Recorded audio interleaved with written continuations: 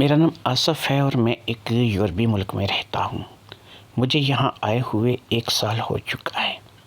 میں یہاں پاکستان سے شفٹ ہوا ہوں اور یہاں 1 سال سے میں مزدوری کر رہا ہوں۔ کوئی خاص کمائی جو ہے وہ یہاں پر مجھے نہیں ہو رہی ہے اور میں یہاں پر اپنے حالات سے بے حد تنگ ہوں۔ مجھے کچھ نہ کچھ اپنے گھر بھی بھیجنا پڑتا ہے اور خود یہاں رہ کر اپنا گزارا بھی کرنا پڑتا ہے۔ پاکستان میں جب میں رہتا تھا تو میں کیا کرتا تھا کہ مزدوری کے علاوہ کبھی کبھار میں وہاں پر لاٹری ٹکٹ یا پرائز بانڈ وغیرہ ایسی چیزیں لیتا تھا جس سے میرا کچھ نہ کچھ انعام لگتا رہتا تھا۔ لیکن میں جب سے یہاں پر آیا تھا تو میں نے یہ کام تقریباً چھوڑ دیا تھا، کیونکہ میرے پاس اب اتنے پیسے نہیں ہوتے تھے کہ میں یہاں پر کوئی لاٹری ٹکٹ وغیرہ خرید سکوں۔ لیکن پچھلے کچھ دنوں سے جب میں نے دیکھا کہ میرے حالات کچھ بہتر ہوئے ہیں اور میری تنخواہ میں کچھ اضافہ ہوا ہے تو میرا شوق پھر سے جاگ گیا اور میں نے لاٹری ٹکٹس یہاں کے یعنی اس یورپی ملک کے خریدنے شروع کر دیے۔ یہاں کے جو لاٹری ٹکٹ تھے ان میں بہت بڑا نفع تھا۔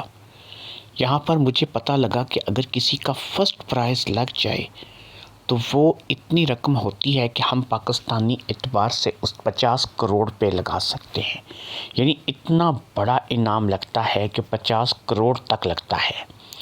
اور اگر کسی کا سیکنڈ پرائز لگے تو 10 کروڑ پاکستانی آپ لگا سکتے ہیں، اور تھرڈ پرائز بھی اگر کسی کا لگے تو 1 کروڑ پاکستانی۔ یہاں اس یورپی ملک کے حساب سے وہ رقم جو ہے وہ کچھ اور ہے، لیکن پاکستان کے اعتبار سے وہ واقعی 50 کروڑ 10 کروڑ اور 1 کروڑ بنتی ہے۔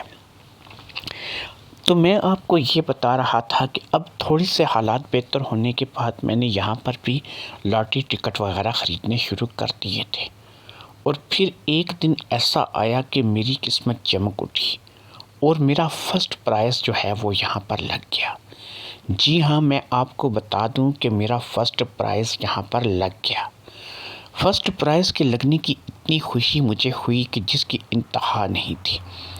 میں جب گورنمنٹ کے اس ادارے میں گیا جہاں پر میرا فرسٹ پرائز لگا تھا اور جن لوگوں نے مجھے انعام دینا تھا، ان لوگوں نے مجھے کہا کہ بھئی دیکھو، یہ ایسا ہے کہ تمہیں انعام تو دے دیا جائے گا جس کی کوئی فکر نہیں ہے، لیکن اس کے لیے تمہیں یہاں پر اس ملک میں شادی کرنی پڑے گی، کیونکہ جب تک تم اس ملک میں شادی کر کے سیٹل نہیں ہوگے اس وقت تک تمہیں یہاں سے انعام نہیں ملے گا، اور اگر تم چاہتے ہو کہ یہ 50 کروڑ روپے کا انعام تمہیں دیا جائے تو اس کے لیے تمہیں شادی کرنی پڑے گی۔ اس ملک کا ایک عجیب ہی قانون تھا جو کہ میں اچھی طریقے سے یہاں پر رہ کر جان گیا تھا۔ اگر آپ کسی بھی لڑکی سے شادی کرتے ہیں تو آپ کو اپنے آدھے پیسے، آدھی جائیداد یا جس چیز کے جس پراپرٹی کے بھی آپ مالک ہوں وہ آدھی اس کے ساتھ شیئر کرنی پڑتی ہے، یعنی آدھے کے آپ مالک ہوں گے اور آدھے کی ہی وہ مالک ہوگی۔ یعنی اگر آپ یہاں پر 100 روپے کی ملکیت رکھتے ہیں تو 50 روپے آپ کے اپنے ہوں گے اور 50 روپے آپ کی بیوی کے ہوں گے۔ میں یہاں پر اس یورپی ملک میں جہاں پر بھی نظر دوڑاتا مجھے کوئی بھی عورت ایسی کوئی قابل اعتبار نظر نہیں آتی تھی کہ جس کے ساتھ میں شادی کر کے اپنا گھر بسا سکوں، اور بہرحال میں آدھے پیسے دینے سے بھی ڈر رہا تھا، کیونکہ اتنی بڑی اماؤنٹ اگر 50 کروڑ روپے میں سے میں اپنی ہونے والی بیوی کو یا جس سے میں شادی کروں اس سے آدھی رقم یعنی 25 کروڑ روپے بیچ میں سے دے دوں تو میرے پاس یہاں پر کیا رہ جائے گا۔ اس بات کو سوچ کر کے میں بے حد پریشان ہو گیا۔ مجھے اس ادارے نے جو کہ گورنمنٹ کی طرف سے تھا، جو مجھے انعام کے پیسے دینے والے تھے، انہوں نے یہی بات کہی تھی کہ تم کسی بھی طور پر شادی کر کے یہاں پر ہمارے پاس آ جاؤ اور تمہارا جو ہے مسئلہ وہ ہم لوگ حل کر دیں گے، یعنی یہ انعام تمہیں مل جائے گا۔ اگر میں شادی نہیں کرتا تو 1 سال تک یہ گورنمنٹ کا ادارہ دیکھے گا، اس کے بعد یہ انعام میرا خود بخود سے ختم ہو جائے گا اور مجھے 1 روپیہ بھی نہیں ملے گا۔ اس بات کو لے کر کے میں بے حد پریشان تھا اور مجھے کچھ سمجھ میں نہیں آ رہا تھا۔ اب ایک ہی صورتحال تھی کہ یا تو میں 25 کروڑ روپے کی قربانی دوں اور یہاں کی کسی لڑکی سے شادی کر کے اپنا گھر بسا لوں، یا پھر میں ایسا کروں کہ اپنی شادی کا کچھ اور انتظام کروں۔ بہرحال مجھے ایک چیز کی سہولت یہاں پر ان لوگوں نے دی تھی کہ میرے پاس ابھی 1 سال تھا۔ 1 سال تک میں اگر شادی کر لیتا ہوں تو میں اس بات میں کامیاب ہو جاؤں گا کہ میں اپنی پوری رقم جو ہے وہ ان لوگوں سے لے سکوں۔ میں ایک گاؤں میں پلا بڑا تھا اور 1 سال پہلے ہی یہاں اس ملک میں آیا تھا۔ میں نے انتہائی غربت کے دن دیکھے تھے اور میرے حالات کچھ ایسے گزرے تھے کہ میں 25 کروڑ روپے تو کیا کسی کو 25,000 روپے بھی دینے سے پہلے 100 بار سوچتا تھا۔ تو آپ خود سوچیں کہ میں 25 کروڑ روپے جیسی بڑی اماؤنٹ کسی کو کیسے دے سکتا تھا۔ لہٰذا میں نے اس بات پر دن رات سوچنا شروع کر دیا، اور پھر ایک دن ایک اور ایسا واقعہ پیش آیا کہ جس نے مجھے اس بات پر سوچنے کے لیے آمادہ کر دیا کہ مجھے کس سے شادی کرنی ہے اور کیسے کرنی ہے۔ اس بات کو سوچ کر کے میں ذہن میں مطمئن ہو گیا۔ واقعہ کچھ ایسا پیش آیا کہ گاؤں میں میرا ایک دوست تھا جس کا نام شکیل تھا۔ شکیل کی اور میری اکثر واٹس ایپ چیٹنگ ہوتی تھی۔ میرے گاؤں کے لوگ ابھی تک یہ نہیں جانتے تھے کہ میں اتنی بڑی اماؤنٹ لاٹری میں جیت چکا ہوں۔ میں بھی ابھی کسی کو بتانا نہیں چاہتا تھا، کیونکہ میں اس وقت بتانا چاہتا تھا جب وہ رقم میرے اپنے ہاتھ میں آ جائے۔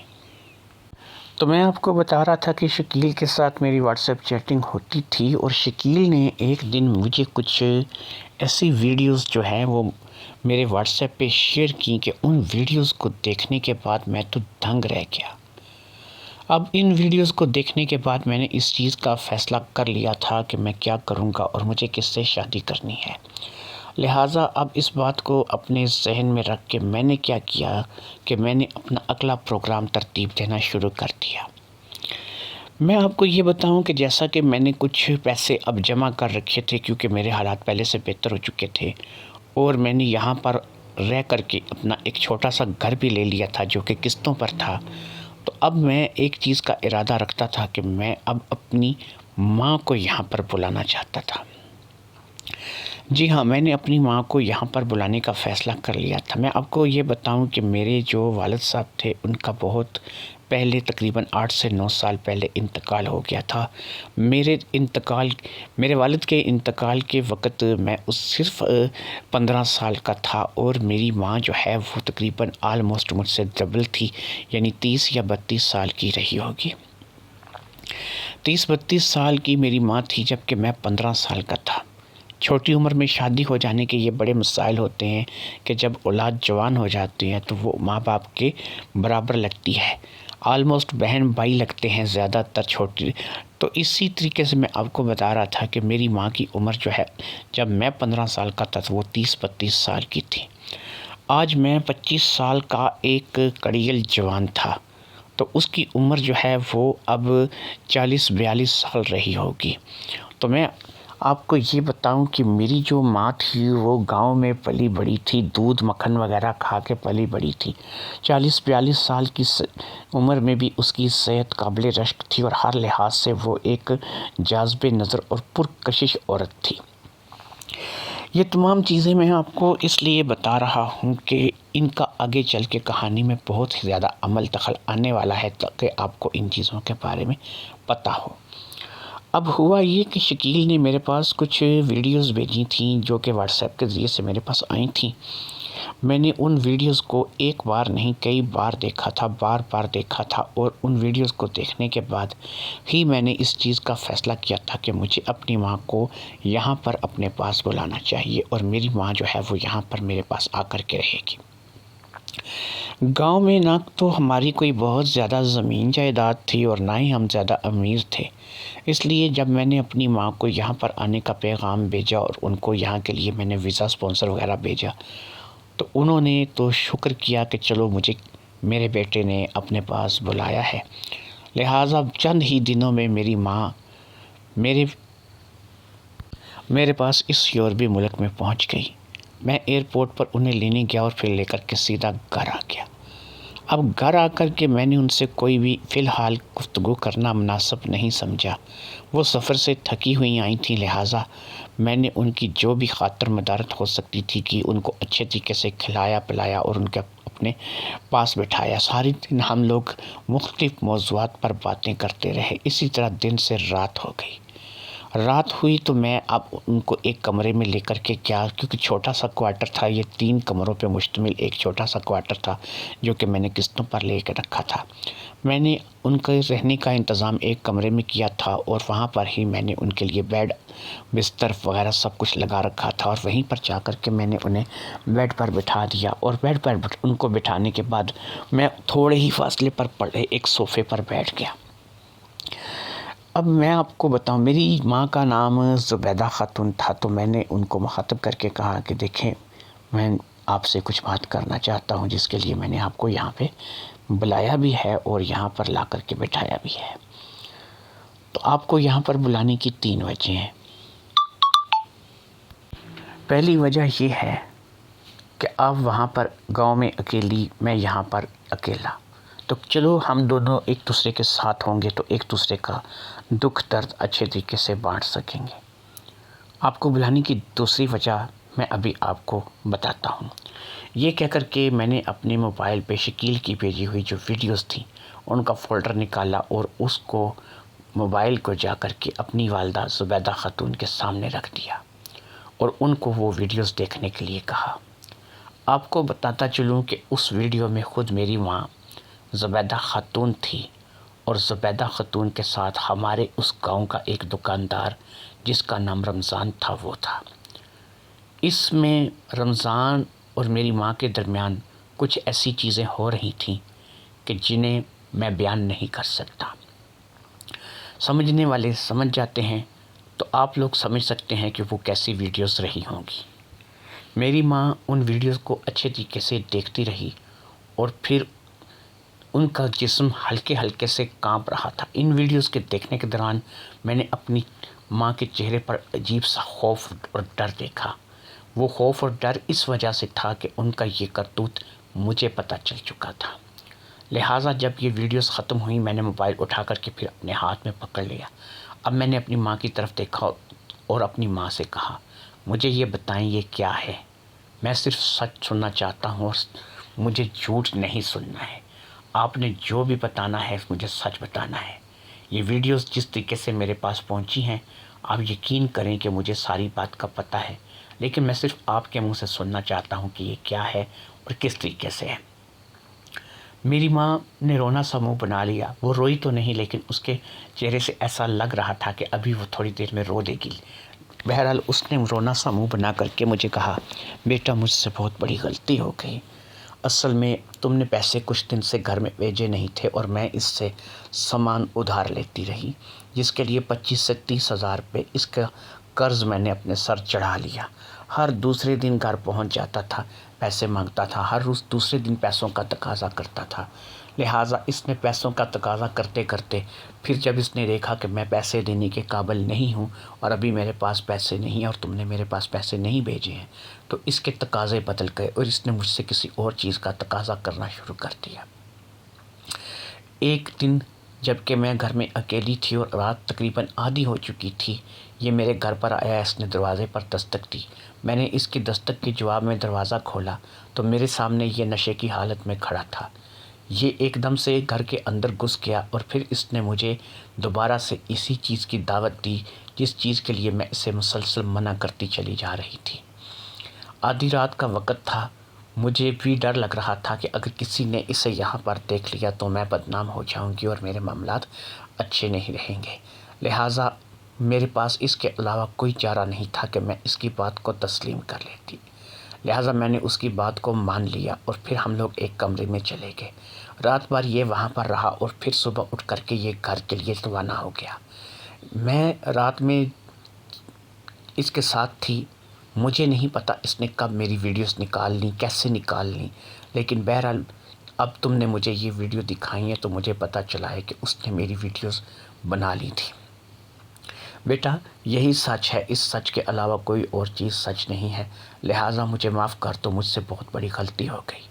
میں نے آگے بڑھ کر کے اپنی ماں کو گلے سے لگا لیا. میں نے کہا کوئی بات نہیں ماں، ہمارے حالات ہی کچھ ایسے تھے کہ اس قسم کی غلطیاں ہم سے ہو جانا کچھ بڑی بات نہیں تھی.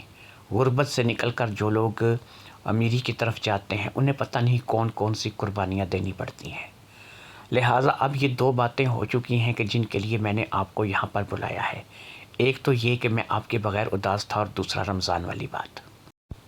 اب میں اپنی تیسری اور آخری بات کی طرف آتا ہوں جو کہ سب سے زیادہ ضروری ہے. میں آپ کو بتاؤں کہ جب میں یہاں پر آیا تو میں نے بھی بہت دھکے کھائے، پھر مجھے کام مل گیا اور پھر آہستہ آہستہ میرے کام میں بہتری آنے لگی. میں نے یہاں پر لاٹری ٹکٹ خریدنے شروع کر دیے اور پھر ایسا ہوا کہ میری ایک بہت بڑی لاٹری لگ گئی جو کہ پاکستانی روپوں کے مطابق تقریباً 50 کروڑ روپے کی لاٹری ہے. میں اس وقت اگر دیکھا جائے تو کروڑ پتی ہوں اور 50 کروڑ روپے کا مالک بن چکا ہوں. لیکن میرے ساتھ یہاں پر مسئلہ یہ بن گیا کہ یہاں کی گورنمنٹ نے مجھے یہ کہہ دیا اور یہ کہہ کر کے سال کا ٹائم دے دیا کہ اگر میں 1 سال کے اندر اندر شادی کر کے یہاں کی شہریت لے لوں تو تب ہی مجھے جو ہے وہ یہ پیسے ملیں گے. اب اس ملک میں یہاں پر شادی کرنے کا مطلب یہ ہے کہ اپنی آدھی دولت، اپنا آدھا پیسہ، اپنی آدھی جائیداد اپنی بیوی کو دے دینا. مجھے اس بات کی سمجھ نہیں آ رہی تھی کہ میں کیا کروں کیا نہ کروں. اس بات کو لے کر کے میں بے حد پریشان تھا کہ ایسے میں میرے پاس یہ ویڈیوز آ گئیں جو کہ آپ کی اور رمضان سے متعلق تھیں. ان ویڈیوز کو دیکھنے کے بعد میرے من میں ایک آئیڈیا آیا اور وہ آئیڈیا جو ہے وہ آپ کو بھی پسند آئے گا. میں کیا کروں گا، میں آپ کو لے کر کے یہاں کی عدالت چلا جاؤں گا. میں نے آپ کو یہاں پر ویزا دے کر کے بلوایا ہے اور آپ یہاں پر 2 سال کے لیے ویزے پر ہیں. اس لیے 2 سال تک تو کوئی آپ کو اس ملک سے نکال نہیں سکتا. میں آپ کو لے کر کے یہاں کی عدالت میں چلا جاؤں گا اور پھر میں وہاں پر جا کر آپ کے ساتھ کورٹ میرج کر لوں گا. اگر آپ کو کورٹ میرج سمجھ میں نہیں آ رہا ہے تو میں آپ کو سیدھے لفظوں میں بتا دیتا ہوں کہ میں عدالت میں جا کر آپ سے نکاح کر لوں گا. یعنی میں آپ سے شادی کر کے آپ کو اپنے اسی گھر واپس لے آؤں گا. اب یہ ہوگا کہ جب میرے اور آپ کی شادی ہو جائے گی تو اس کے جو کاغذات وغیرہ تیار ہوں گے، ہمارا نکاح نامہ جو بھی کورٹ کا سرٹیفکیٹ ہوگا اس کو ہم وہاں پر اس ادارے میں جمع کروا دیں گے اور ان کو بولیں گے کہ یہ میں نے شادی کر لی ہے اور ہم دونوں آپس میں آج کے بعد میاں بیوی ہیں. یہاں پر آپ کو یہ بتاتا چلوں کہ جس ملک میں میں رہتا ہوں یہاں پر ایسی رشتے ہو جاتے ہیں. لوگ نہیں پوچھتے کہ اس سے تمہارا پہلا رشتہ کیا تھا یا پہلے یہ تمہاری کیا لگتی تھی، لیکن کسی سے بھی جا کر کے آپ اگر اس کی مرضی اور آپ کی مرضی شامل ہے تو یہاں کی عدالت میں جا کر کے آپ نکاح کر سکتے ہو. بس آپ دونوں کی مرضی ہونی چاہیے. آپ کو صرف میرے ساتھ اتنا ساتھ دینا ہے کہ میں جب عدالت میں جاؤں، جہاں جہاں پر بھی آپ سے انگوٹھے لگوائے جائیں، جہاں جہاں پر بھی مجھ سے انگوٹھے لگوائے جائیں، تو اس کارروائی کو کر کے ہم لوگ جو ہے وہ فارغ ہو جائیں گے اور یہاں کے قانون کے مطابق ہم دونوں نکاح کے بندھن میں بندھ جائیں گے. یعنی ہم دونوں میاں بیوی ہو جائیں گے. اب یہ بات جو ہے صرف یہاں کے لوگوں کو اور کاغذات میں پتہ ہوگی کہ ہم دونوں آپس میں میاں بیوی ہیں، اور اسی طریقے سے جب ہم لوگ اپنے کاغذات جمع کرائیں گے تو چند ہی دنوں کے بعد ہمیں وہ پیسے مل جائیں گے جو کہ 50 کروڑ روپے پاکستانی بنتے ہیں. اب اگر ہم لوگ اسی طریقے سے چلتے رہیں گے تو وہ پیسے ہمیں مل جائیں گے. پھر یہ ہے کہ جب میری اور آپ کی دونوں کی شادی یہاں پر اسی عدالت میں، یہاں کے ملک کی عدالت میں ہو جائے گی تو کیا ہوگا یہ کہ آپ کو بھی اور مجھے بھی 6-8 مہینے بعد یہاں کی شہریت مل جائے گی اور ہم یہاں اس ملک میں پکے ہو جائیں گے. تو 1 سال کے اندر اندر نہ صرف کہ ہم اس ملک کے شہری ہو جائیں گے بلکہ ہم دونوں اس ملک سے 50 کروڑ روپے پاکستانی تک جو ہے وہ اینٹھ لیں گے. ہمیں صرف عدالت کی آنکھوں میں نمک مرچ ڈالنا ہے، ان کو ایک دھوکہ دینا ہے، ایک بہلا پھسلا کر کے ان لوگوں کو اس بات کے لیے راضی کرنا ہے. وہ جو بھی کارروائی ہوگی صرف کاغذی کارروائی ہوگی، اور اس کاغذی کارروائی کی روح سے ہم دونوں میاں بیوی ہو جائیں گے۔